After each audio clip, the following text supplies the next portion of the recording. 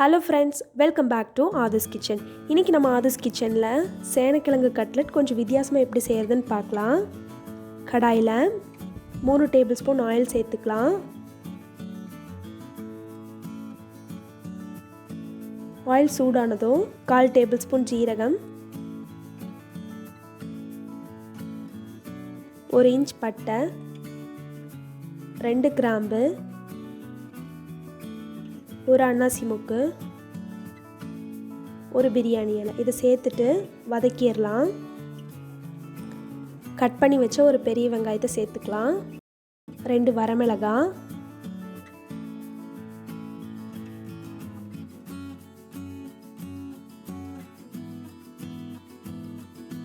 இந்த ஸ்டேஜில் ஒரு தக்காளியை கட் பண்ணி சேர்த்துக்கலாம்.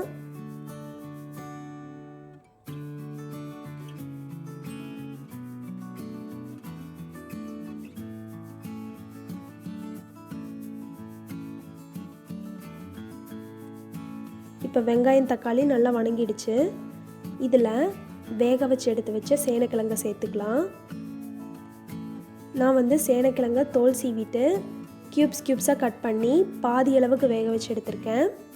அதை சேர்த்துட்டேன். 1 டேபிள் ஸ்பூன் இஞ்சி பூண்டு பேஸ்ட், 1/4 டேபிள் ஸ்பூன் மஞ்சத்தூள், 1/2 டேபிள் ஸ்பூன் மிளகாத்தூள், 1/2 டேபிள் ஸ்பூன் தனியாத்தூள், 1/4 டேபிள் ஸ்பூன் கரம் மசாலா,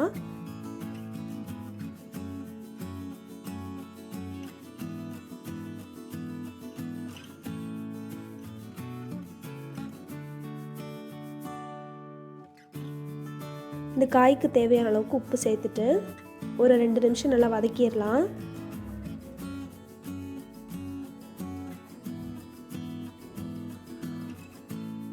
இந்த காய் வேகிறதுக்கு கொஞ்சமாக தண்ணி சேர்த்து மூடி வச்சிடலாம்.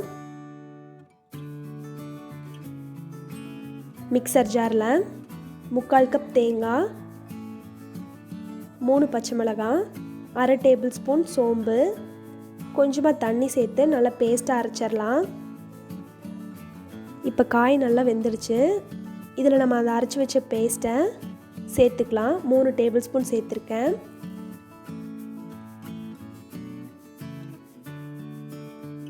இந்த பேஸ்ட்டோட பச்சை வாசம் போகிற வரைக்கும் மட்டும் கொதிச்சா போதும்.